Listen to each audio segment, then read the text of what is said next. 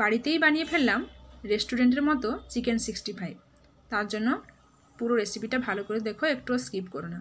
আর আমার চ্যানেলে নতুন হয়ে থাকলে নিত্য নতুন রেসিপি পেতে প্লিজ চ্যানেলটাকে সাবস্ক্রাইব করে দিয়ে পাশে থেকো। আমি এখানে বোনলেস চিকেন নিয়ে নিয়েছি। চিকেনটা আমি আধ ঘন্টা মতো ম্যারিনেট করে রাখবো। তবে এটা 2 ধাপে ম্যারিনেট করব। প্রথম ধাপে আমি এখানে টক দই, লঙ্কা পাউডার, হলদি পাউডার, আর এখানে কিন্তু আমি প্রথমে লবণটা ইউজ করছি না, লবণটা সেকেন্ড ধাপেই দেব। প্রথমে দিলে ফট করে জলটা বেরিয়ে যাবে, তাতে অসুবিধা হবে, তাই আমি সেকেন্ড সঙ্গে সঙ্গে যখন ভাজবো তখনই লবণটা দেব। এখানে কাশ্মীরি লঙ্কাটা কিন্তু ইউজ করলে কালারটা ভালো আসে, এখানে কিন্তু আমি কোনো ফ্রুট কালার ইউজ করছি না।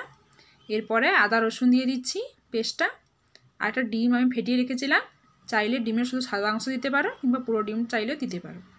একটা ডিম দিয়ে ভালো করে মেখে আধ ঘন্টা রেখে দিয়েছি। আধ ঘন্টা পরে দেখো কত সুন্দর সফট হয়ে গেছে চিকেনটা, সব মশলাগুলো ভেতরে ঢুকে গেছে। এরপরে দিয়ে দিচ্ছি পরিমাণ মতো লবণ। এরপরে দেব রাইস পাউডার।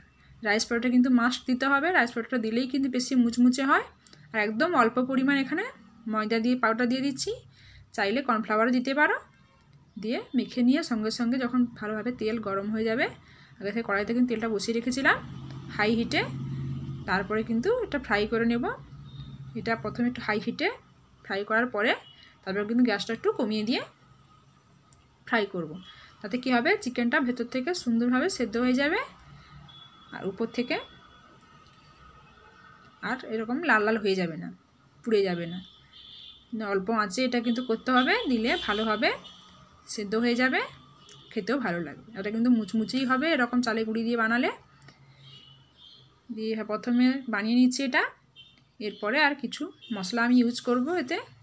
চিকেনটা ভালো করে ফ্রাই করে নিই, যখন এক পাশ ভালোভাবে ব্রাউন হয়ে যাবে তখন উল্টে পাল্টে ভালো করে একটু কড়া করে ফ্রাই করে নেব।